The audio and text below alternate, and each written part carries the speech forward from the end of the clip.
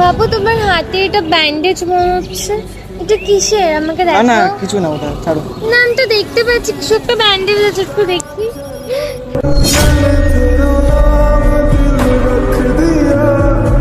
তুমি হাত কেটেছো? আমি বাধ্য হয়েছিলাম কাটতে।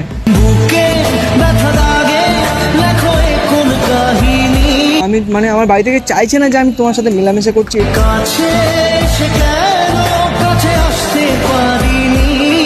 আমি কালকের জন্য আমার জানটা দিয়ে আমি ভালোবাসার প্রমাণটা দিতে চেয়েছিলাম। আমি তো জানি তুমি আমায় কতটা ভালোবাসো, তোমার জন্য আমি ভালোবাসার সব জন্য। করতে পারি।